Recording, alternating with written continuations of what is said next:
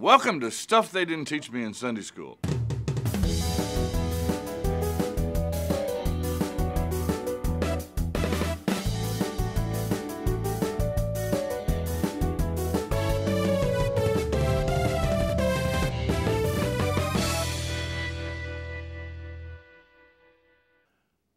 going to start today with a quiz, a two-question quiz.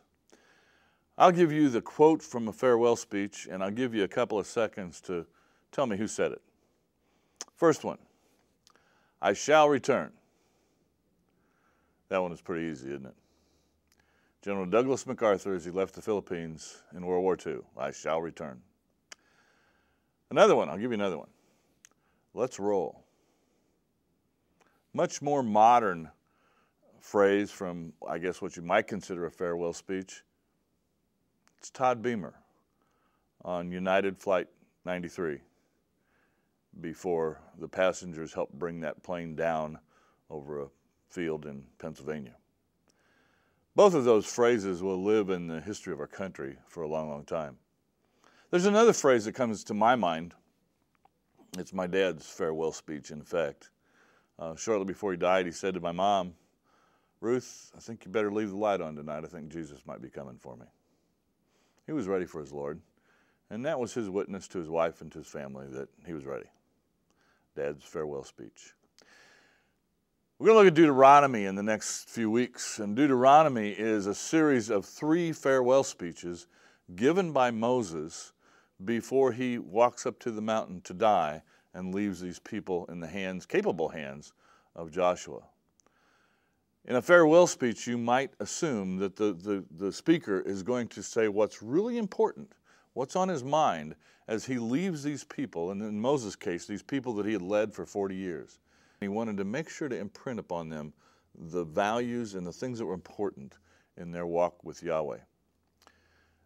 In the next few weeks, we're going to look at some of those themes. Today's theme, the first thing we want to look at, is the first idea that Moses proposes, the first theme that weaves its way through the text, and that one comes in Deuteronomy chapter 5. Moses summoned all Israel, said to them, Hear, O Israel, the statutes and the ordinance which I speak in your hearing this day, and you shall learn them and be careful to do them. Yahweh our God made a covenant with us in Horeb.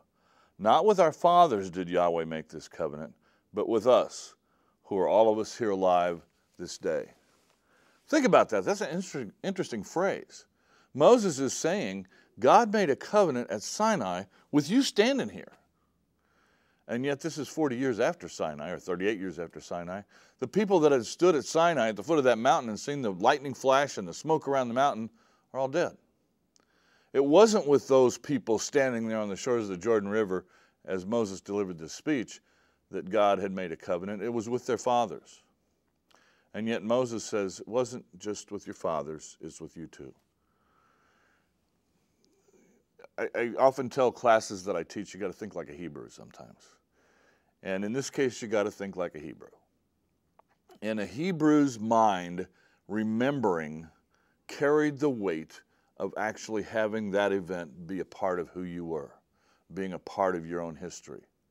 So that Israel could remember what God had done at Sinai, even though they weren't there. And in remembering, they were there. That reality was their reality. That event at Sinai was their event at Sinai. That's the way a Hebrew thought of the term remembering. And so Moses could stand with them there on the shores of the Jordan River and said, not with them did God make a covenant, but with you God made a covenant. You were there. That concept of remembering comes into the New Testament, and I'm sure you know where it comes in.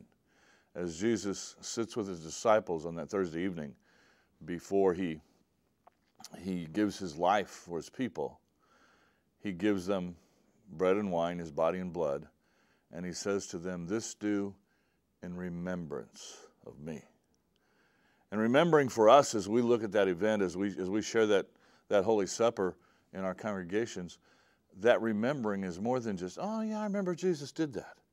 That remembering is the fact that all that Jesus accomplished, all that he did, all that he was, is also a part of me. It's who I am, what I did, and what I accomplished in Jesus. His perfect life becomes my perfect life. His death and then his resurrection becomes my death to sin and my resurrection to new life. This do in remembrance of me means I was there and I was a part of it. What a beautiful concept of remembering that grows not just out of that event in the upper room on Maundy Thursday, but grows out of Israel's history as this concept of remembrance, as one having been there, takes root in this nation.